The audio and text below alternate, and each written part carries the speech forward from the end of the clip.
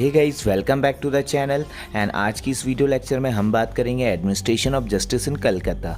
इससे पहले हमने बात की थी administration of justice in Bombay, और उससे पहले हमने बात की थी administration of justice in Madras और बॉम्बे में हमने 3 फेसों में जो है डिवाइड करके तीनों को पढ़ा था। जैसे कि लास्ट वीडियो में मैंने आपको रिवीजन कराया था कि administration of justice in Madras में हमने क्या क्या पढ़ा था, तो वैसे ही सेम मैं इसमें भी कोई भी वीडियो शुरू करने से पहले जो है मैं बताता हूँ कि हमने लास्ट वीडियो में क्या डिस्कस किया था। तो हमने लास्ट वीडियो में डिस्कस किया था administration of justice in Bombay, ठीक है। तो उसमें जो है हमने जस्टिस का एडमिनिस्ट्रेशन 3 फेज में देखा था। पहला फेज का जो टाइम पीरियड था वो था 1668 से लेके 1683, ये था फर्स्ट फेज। सेकंड फेज जो था वो 1683 से लेके सिर्फ और सिर्फ जो है 7 साल का था, 1690 तक। फिर हमने थर्ड फेज देखा था। हमने देखा था कि 1690 के बाद जो है एक मुगल रूलर यहाँ पर आता है। मुगल एक शासक होता है जो यहाँ पे अटैक कर देता है, और उसका नाम होता है सिद्दी। लाइट चले गई। तो ये सिद्दी जो है अटैक कर देता है। अभी तक थर्ड फेज जैसे ही स्टार्ट होने वाला था तो सिद्दी जो है यहाँ पे अटैक कर देता है, और बॉम्बे में जो एडमिनिस्ट्रेशन सिस्टम है अंग्रेज़ों की, इनकी जो चरम सीमा पे चल रही होती है, ये जो है गड़बड़ाने लगती है, और जो है एडमिनिस्ट्रेशन सिस्टम ऑफ जस्टिस यहाँ पे पूरा अंधेरे में चला जाता है, in a sudden darkness. So third phase जो है 1690 में स्टार्ट नहीं हो पाता, और यहाँ पे 1690 से लेके 1717 तक जो है यहाँ पे जस्टिस जो है डार्क में हो जाता है, इन डार्क। तो गाइस 1690 में जो है ये लोग अपनी एक कंपनी, अपनी एक फैक्ट्री जो है कलकत्ता में खोल देते हैं। कलकत्ता में इन्होंने जो है पहले ही ज़मीन ली होती है किराए पे, ठीक है। तो वो सब अभी मैं जो है आज के इस टॉपिक में बताऊंगा आगे, कि जब ये administration of justice in Calcutta चलता है तो इसी में ये कलकत्ता के बारे में ही बात करनी है। तो 1690 में जो है कलकत्ता शिफ्ट हो जाते हैं, और फिर वापस से जो है ये इनका जो थर्ड फेज शुरू होता है यहाँ पे बॉम्बे में। ये शुरू होता है 1718 में, ठीक है। तो जब वापस जो है मुगल जो यहाँ पे अम्पायर, जो मुगल पावर है यहाँ से थोड़ी कम होने लगती है, तो वापस से जो है 1718 में अपना जो थर्ड फेज शुरू कर देते हैं जस्टिस का, एडमिनिस्ट्रेशन ऑफ जस्टिस का। और 1718 से लेके 1728 तक ये इनका यहाँ पे चलता है एडमिनिस्ट्रेशन, और 1728 में जो है यहाँ पे सब फिनिश हो जाता है। क्यों? क्योंकि यहाँ पे जो है 1727 का चार्टर आता है, 1727 का चार्टर आता है, और चार्टर के तहत जो है एस्टैब्लिशमेंट होती है मेयर्स कोर्ट की। तो ये जो मेयर्स कोर्ट है ये भी मैं आपको अगली वीडियो के लेक्चर में बताऊंगा। अगला जो हमारा टॉपिक है ये मेयर्स कोर्ट का एस्टैब्लिशमेंट ही है, ठीक है, इस वीडियो के बाद। तो गाइस चलते हैं बिना देरी किए, आज की वीडियो लेक्चर से शुरू करते हैं। बस ये बात जो है अपने माइंड पे ध्यान रखना, जब 1690 में जब ये यहाँ पे मुगल शासक के द्वारा यहाँ पे अटैक किया जाता है, मुगल शासक का नाम होता है सिद्दी, SIDDI। तो तब ये इसके अटैक के बाद से जो यहाँ से मूवमेंट कर लेते हैं बॉम्बे से, और ये शिफ्ट अपना जो है फोकस शिफ्ट कर लेते हैं कलकत्ता की तरफ। अब ये जो है वापस सूरत पे क्यों नहीं जाते, ये वापस मद्रास पे क्यों नहीं जाते? क्योंकि गाइस इनका माइंड ना काफ़ी फोकस्ड होता है, बिजनेसमैन माइंड होता है इनका। तो इनको पता है कि हमने मद्रास में ऑलरेडी अपनी फैक्ट्री खोल दी है, हमें अपना बिजनेस जो है डेवलप करना है, तो इसलिए जो है हम कोई नई जगह ढूंढते हैं, तो कलकत्ता जो है शिफ्ट हो जाते हैं। अब कलकत्ता में कैसे एडमिनिस्ट्रेशन होगा जस्टिस का, वो आइए आज की इस वीडियो पे देखते हैं। और वीडियो स्टार्ट करने से पहले मैं आपको बोलता हूँ कि वीडियो अगर आपको ये समझ में आ रही है, आपको ये कंटेंट अच्छा लग रहा है, तो अपने दोस्तों के संग शेयर करना ना भूलें। क्योंकि गाइस अगर आप लोग शेयर करेंगे तो ये मेरे लिए बहुत मोटिवेशन वाली बात होगी, क्योंकि ये जो कंटेंट है बहुत लोगों तक पहुंचेगा, और इससे जो है मुझे काफ़ी मोटिवेशन भी मिलेगा। और आप मेरे चैनल को सब्सक्राइब भी कर सकते हैं अगर आप चाहें दिल से, और वीडियो को लाइक भी कर सकते हैं, और साथ में अगर आप शेयर करना चाहें तो आप कर सकते हैं। मैं तो आपको जो है सिर्फ कह ही सकता हूँ, इससे ज़्यादा मैं क्या बोलूँ। तो चलिए शुरू करते हैं आज का टॉपिक, और आज का टॉपिक है administration of justice in Calcutta. और ये सारे टॉपिक्स मैंने यहाँ पे नोट डाउन कर रखे हैं, जो कि मैं सीरीज वाइज जो है एक 1 on 1 इसके बाद बनाऊंगा। अदालत सिस्टम ऑफ वॉरेन हेस्टिंग्स से पहले जो है मैं आपको बताऊंगा कि इस्टेब्लिशमेंट ऑफ मेयर कोर्ट, जैसे कि मैंने अभी आपको बताया ही है कि चार्टर ऑफ 1726 के थ्रू जो मेयर कोर्ट इस्टेब्लिश हुआ था, वो जो है हमारा नेक्स्ट टॉपिक होगा। सो स्टे ट्यून गाइस, ये सारे टॉपिक्स आप देख लीजिए, ठीक है, इन सबको हम कवर करेंगे। So stay tune, please like the channel, please like the video, subscribe my channel and share as much as you can. So administration of justice in Calcutta, तो दिन है 24 अगस्त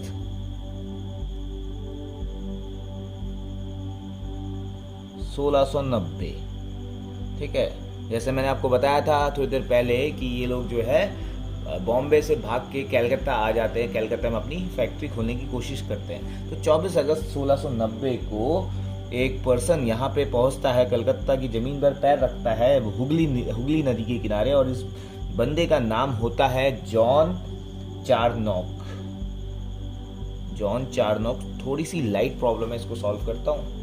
सो ये जो जॉन चार्नोक है अपने कुछ फ्रेंड्स के संग यहाँ पे पहुँचता है हुगली नदी के किनारे पे, और एक बिल्डिंग जो है बनानी शुरू कर देता है।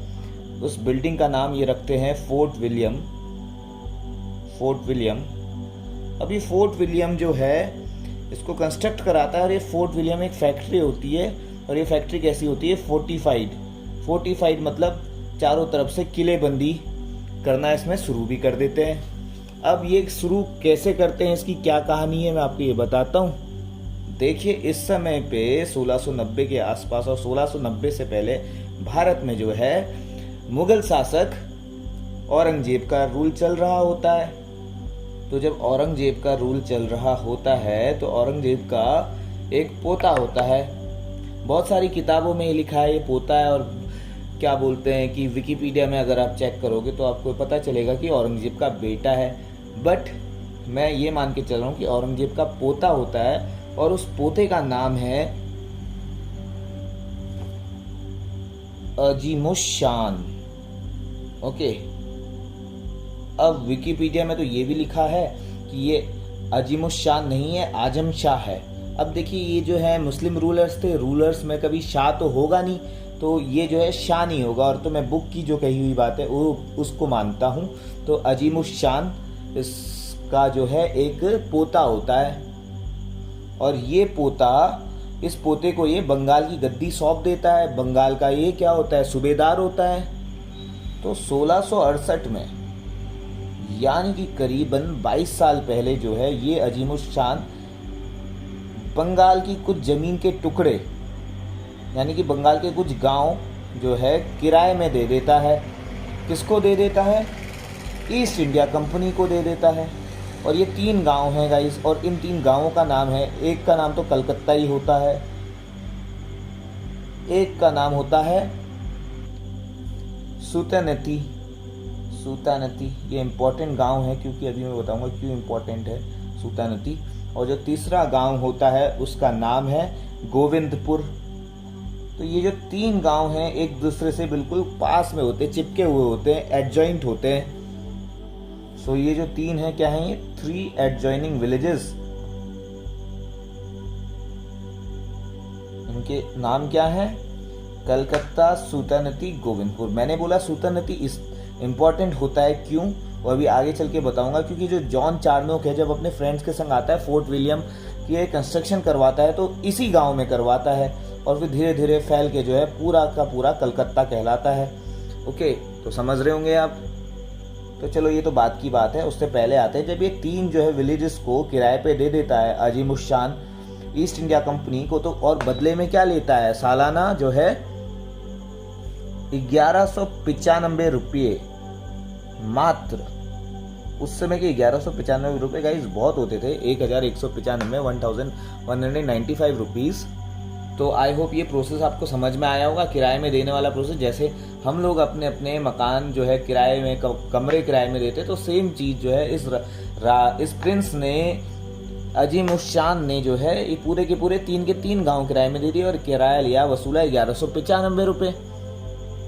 अब ईस्ट इंडिया कंपनी ने इतने अमाउंट में ये 3 विलेजेस को लेके छोड़ दिया, यानी कि जमीन लेके छोड़ दी। ये समझ लीजिए इन्होंने एक बहुत बड़े एकड़ में जमीन खरीद ली और उस समय वो एकड़ गांव हुए, ठीक है, यानी कि बहुत ही ज़्यादा अमाउंट में इन्होंने ज़मीन खरीद ली और जो है 1668 में खरीद ली। अब जब 1690 में जॉन कार्नोक यहाँ पे इस वाले गांव में पहुंचता है तो यहाँ पे जो है एस्टैब्लिश कर देता है फोर्ट विलियम, क्योंकि भाई ज़मीन तो इनकी है। अब ये ज़मीन पे मकान बनाएंगे। मकान किसके फॉर्म में बना रहे हैं? एक फैक्ट्री के फॉर्म में बना रहे हैं। और वो फैक्ट्री को भी क्या कर रहे हैं, जैसे हम अपने घर बनाते हैं, घर के सामने, घर के बाहर से बाउंड्री बना देते ताकि सेफ्टी हो जाए, तो वैसे ये जो है अपने मकान के सामने यानी कि अपनी फैक्ट्री के सामने किले बना देते ताकि वहाँ पे इनकी भी सेफ्टी हो जाए। सो ये 1690 पे अंग्रेजों ने बना दिया बंगाल में, यानी कि हुगली नदी के किनारे, fort William. Black hole tragedy से रिलेटेड है गाइस, ये इंपॉर्टेंट है, अच्छे से समझिएगा, दिमाग पे रखिएगा, मेरे चैनल को जरूर सब्सक्राइब करेगा, आपको बहुत कुछ जानने के लिए मिलेगा, ठीक है। तो ये जो है इन्होंने फोर्ट विलियम बना दिया। फोर्ट विलियम के बाहर से इन्होंने बाउंड्री भी बना दी, एक घर बनाया, बाहर से बना दी बाउंड्री, उसको कहा जाने लगा फोर्ट, किले, ठीक है। अब ये जो किले हुए, ठीक है, तो ये जो है इन्होंने कर दिया ऐसे तैयार। 1690 में घर बनाया, घर के बाहर से बाउंड्री बनाई, और ये सारा का सारा काम कहाँ हो रहा था? ये सूतानती विलेज में हो रहा था। अब सूतानती के दाएं तरफ था कलकत्ता और बाएं तरफ था गोविंदपुर, या निचली तरफ था गोविंदपुर और इस तरफ था कलकत्ता। तो इन्होंने देखा कलकत्ता में जो इंडियन नेटिव्स ज़्यादा रहते थे, ठीक है, बंगाली लोग ज़्यादा रहते थे, तो इन्होंने इसको पूरा सराउंड कर दिया और जो है इस पूरी एरिया को ये कहलाने लगे प्रेसिडेंसी, ठीक है। अब जैसे ये प्रेसिडेंसी कहलाने लगे, इसको इन्होंने दर्जा दे दिया, इस पूरे के पूरे तीनों गांव को प्रेसिडेंसी का नाम दे दिया कलकत्ता प्रेसिडेंसी, क्योंकि ज़्यादा जो पॉपुलेशन थी कलकत्ता में थी, ठीक है। और घोषित कर दिया कलकत्ता को, यानी कि कैपिटल बना दी कलकत्ता, ठीक है, ये समझ लीजिए, तीनों गांव की कैपिटल सेंटर में थी, कलकत्ता बना दी और इसको घोषित कर दिया कलकत्ता को, ये पूरे एरिया को प्रेसिडेंसी टाउन, ठीक है, प्रेसिडेंसी टाउन। अब ये कलकत्ता प्रेसिडेंसी को आप दो तरीके से समझ सकते हैं, या तो कलकत्ता प्रेसिडेंसी कह लीजिए या फिर कलकत्ता काउंसिल कह लीजिए। काउंसिल इसलिए क्योंकि यहाँ पे इन लोग जो आते थे और अपने बंदों के संग यहाँ पे अपना घर बना देते थे, यानी कि इनका जो है एक ग्रुप जो है गैदर हो जाता था, सो इसलिए काउंसिल, समझ रहे हैं। गवर्नर और गवर्नर के कुछ फ्रेंड्स आए तो गवर्नर इन काउंसिल। वैसे ही कलकत्ता में ये लोग आए, यहाँ पे लोग इकट्ठा होने लगे, रहने लगे, तो इनकी हो गई काउंसिल। सो अब जैसे ही प्रेसिडेंसी टाउन ये डिक्लेयर हो गया, तो अब भाई इस प्रेसिडेंसी टाउन को एडमिनिस्टर करने के लिए यहाँ पे इनको एक प्रेसिडेंट भी चाहिए, तो प्रेसिडेंट इन्होंने बनाया और प्रेसिडेंट को इन्होंने दर्जा दिया कलेक्टर का। अगर आपको बंगाल का इतिहास पता है तो ये ब्रिटिशर्स के आने से पहले यहाँ पे चलती थी जमींदारी प्रथा, जमींदारी सिस्टम, और जमींदारी सिस्टम के अंदर जो जमींदार हुआ करता था वो यहाँ का हेड हुआ करता था, ठीक है। वो उसके पास सारी रिस्पॉन्सिबिलिटीज़ हुआ करती थी। सारी रिस्पॉन्सिबिलिटीज़ कहने का मतलब ये है कि जैसे वो टैक्स वगैरह कलेक्ट करता था, अगर कहीं पे कुछ युद्ध वगैरह हो गया है, कोई क्रिमिनल केस हो गया है या कोई सिविल केस हो गया है, तो वहाँ पे उन चीज़ों को भी ये एडमिनिस्टर करता था। यानी कि जमींदार जो था यही यहाँ पे एक होलसोल जज का भी काम कर रहा था, एग्जीक्यूटिव का भी काम कर रहा था। अब जैसे ही अंग्रेज आए, अब भाई अंग्रेज हैं तो इन्होंने इसी जमींदार को नाम दे दिया कलेक्टर, और कलेक्टर भी काम वही करने लगा। क्या क्या काम करने लगा कलेक्टर? वही जो जमींदार करते थे। क्या करते थे? पहला, he used to collect taxes, और दूसरा फंक्शन इसका था जुडिशियल पावर्स को डिस्चार्ज करना। तो ये सारी चीज़ें जो मैं आपको बता रहा हूँ, इस कलेक्टर के फंक्शंस बता रहा हूँ, कैसे फंक्शन करता था, क्या क्या फंक्शन करता था, ठीक है। ये पहले तो टैक्स कलेक्ट करता था, दूसरा सारी जितनी भी जुडिशियल पावर है, यानी न्याय व्यवस्था जो भी थी वहाँ पे कलकत्ता में, इन तीनों गाँवों के अंदर सारी डिस्पेंस कौन करने लगा? कलेक्टर करने लगा। आज भी हम कलेक्टर को डीएम के नाम से जानते हैं। डीएम का काम यही होता है, रिवेन्यू को कलेक्ट करना, और कुछ हद तक जो है ये जुडिशियल पावर भी अपनी निभाता है। सो यही सारी चीज़ें हैं। अब क्योंकि ये जो है जुडिशियल पावर यहाँ पे डिस्चार्ज कर रहा था, तो ये सारे के सारे सिविल और क्रिमिनल केसेस देखने लगा, सिविल और क्रिमिनल केसेस, ओके। और क्योंकि इसका काम था रिवेन्यू को कलेक्ट करना, टैक्स को कलेक्ट करना, तो रिवेन्यू से रिलेटेड जितने भी कन्फ्लिक्ट हुआ करते थे, कोई ऐसे मुद्दे जैसे कि रिवेन्यू केसेस हुआ करते थे, तो उनमें कॉग्निजेंस, उसका संज्ञान लेना, कॉग्निजेंस, टू टेक कॉग्निजेंस, ये लिख लेना आप, to take cognizance of revenue matters या रिवेन्यू केसेस। ओके, तो अब देखिए जो सिविल केसेस हुआ करते थे और क्रिमिनल केसेस हुआ करते थे, ये जो कलेक्टर है या जमींदार है, सो कॉल्ड जमींदार, अगर बंगाली प्रथा के अनुसार बात करें तो इसने अपनी क्रिमिनल कोड बनाई और उस कोड को नाम दिया फौजदारी कोड, फौजदारी कोड, यानी कि इंग्लिश में बोलें तो क्रिमिनल कोड। आई होप कि आपको सब समझ आ रहा होगा। और सिविल केसेस के लिए इस कलेक्टर ने बनाई कचेरी, ठीक है, यानी कि दीवानी मामलों के लिए बनाई गई कचेरी, और इस कचेरी में जो है आर्बिट्रेशन की मदद से जो है यहाँ पे फैसले लिए जाते थे। आर्बिट्रेशन तब भी चलता था और अभी भी चलता है। आर्बिट्रेटर एक वो पर्सन होता है, मेडिएटर होता है, जो दो पर्सन कोर्ट के बाहर जो है दो पर्सन के मुद्दों को सुलझाता है, एक्ट करता है, कोर्ट की तरह ही करता है, लेकिन कोर्ट नहीं होता, ठीक है। तो वो चीज होती थी आर्बिट्रेशन, समझ रहे हैं। अब आप देख लीजिए पनिशमेंट, ठीक है। पनिशमेंट किस टाइप की होती थी, कभी भी अगर कोई क्राइम किया हुआ है, सिविल है चाहे क्रिमिनल है, ठीक है, कोई भी मुद्दा है, तो उसमें क्या होता था, विपिंग होती थी, फाइन लगाते थे, चार्ज किया जाता था पैसों से, आर्थिक दंड होता था, और इम्प्रिजनमेंट यानी कि कैद हुआ करती थी, ठीक है। और ये जो है सारे विपिंग, फाइन, इम्प्रिजनमेंट ये होते थे as per gravity of offence. जिस कदर जो है अपराध है, अपराध जो कुछ भी है, चाहे वो सिविल अपराध है, चाहे वो टॉर्ट है, चाहे कुछ भी है, ठीक है, तो उसकी ग्रेविटी के हिसाब से कितना जो है, कितना खतरनाक उसका असर है, ठीक है, किस कदर जो है अपराध हुआ है, उसने कितना इफेक्ट किया है उस पूरे सिनेरियो में, तो उस हिसाब से वहाँ पर ये सब चार्जेस, इम्प्रिजनमेंट या विपिंग, ये सब पनिशमेंट दिए जाते थे। तो ये प्रेसिडेंट और काउंसिल की जो कोर्ट हुआ करती थी, ठीक है, या गवर्नर एंड काउंसिल की जो कोर्ट हुआ करती थी, ठीक है, वहाँ पे जो है अपील्स जाया करते थे ये कलेक्टर से, जितने भी जो न्यायिक मामले हैं, आपराधिक मामले हैं, ठीक है, वहाँ पे अपील कहाँ जाती थी, यानी कि गवर्नर एंड काउंसिल पे जाती थी।